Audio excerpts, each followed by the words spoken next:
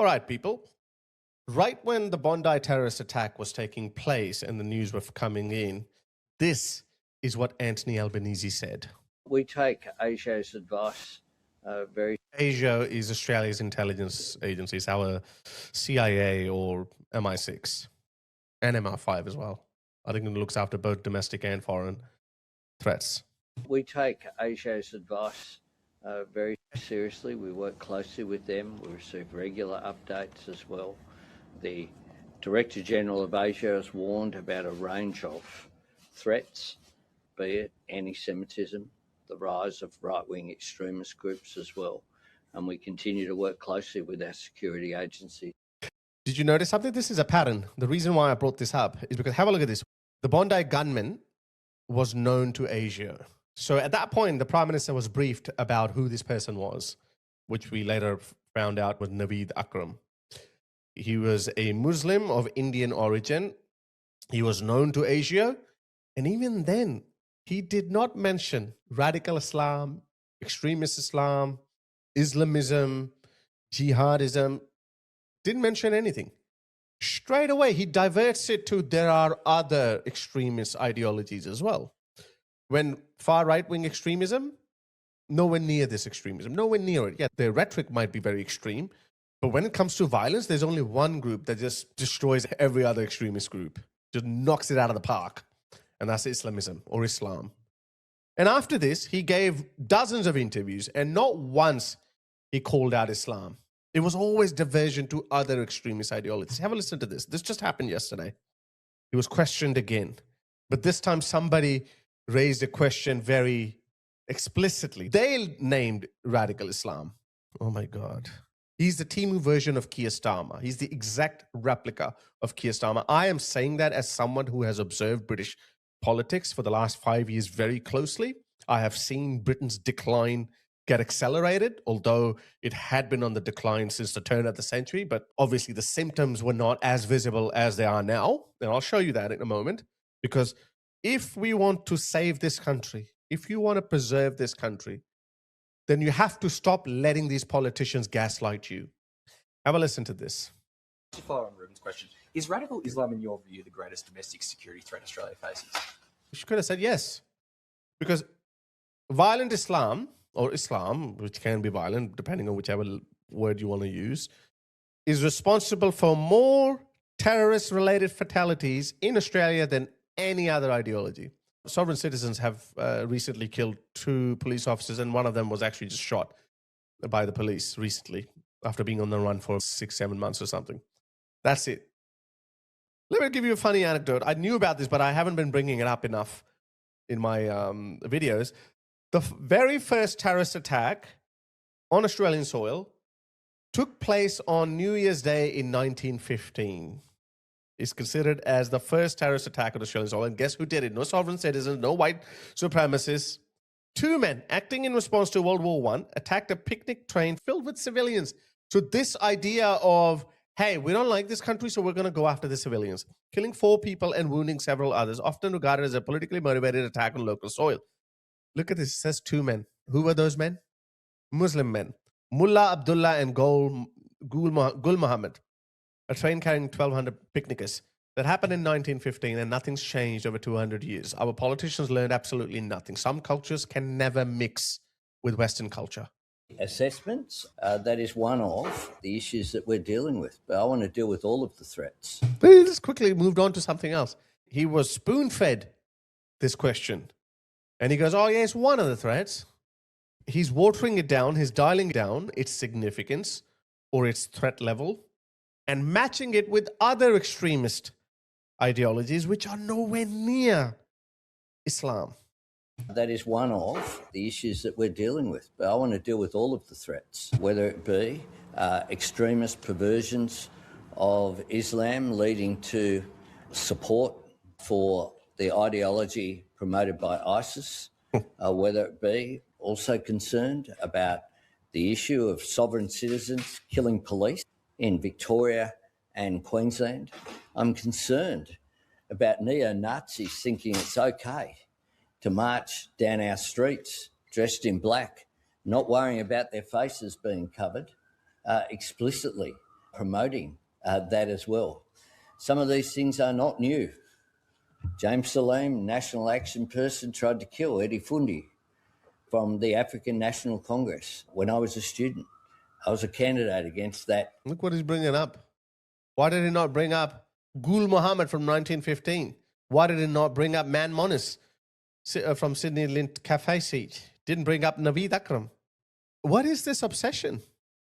We get it. There are other extremist values as well. If you talk about women's safety, you don't bring up other random threats like road safety or people dying of cigarettes. No, you are being specifically asked about women's safety. So you talk about that.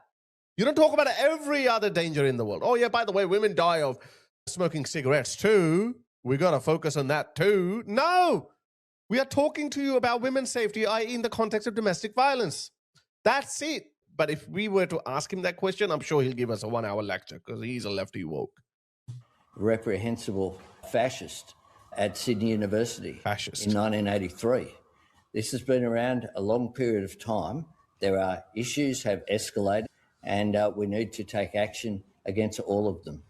No, white supremacists are not killing anyone. I'm not letting them off the hook. But their threat is not on the same level as the threat posed by Islamism. And why did I say this? Look at this. This is Britain. This is everyday Britain. Look at this. You don't see a single Brit. Yeah, there might be this woman, maybe a few Brits. Yeah, maybe a few Brits. Let me show you more. Look at this. This is the future of Australia if you keep buying cultural enrichment or diversity is our strength. If you keep buying that nonsense. This is the future of Australia. Look at this. Someone made up a really good video. Look, I'm sorry.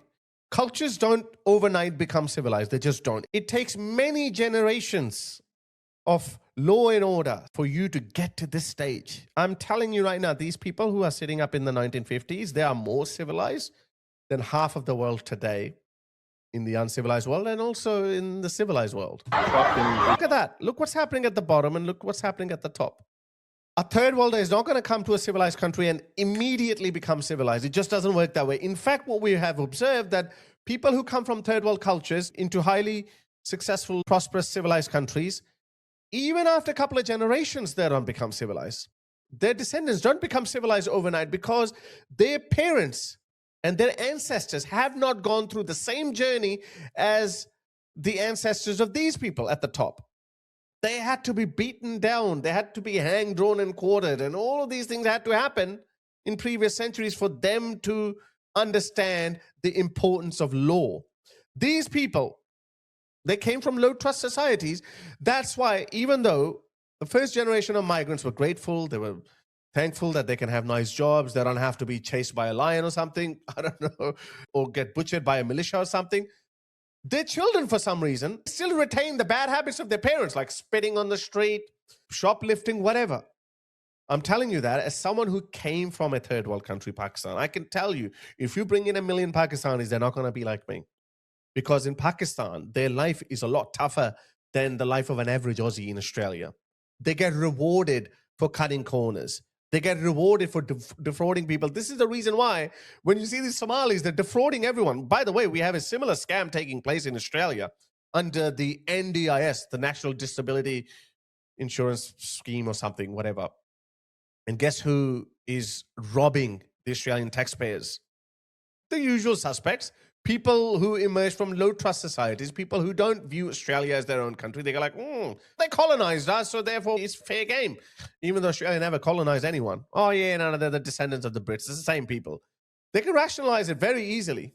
What I can't wrap my head around is how long are we going to keep allowing our politicians to gaslight you and say, hey, if you don't allow this in your country, then you're racist or a bigot.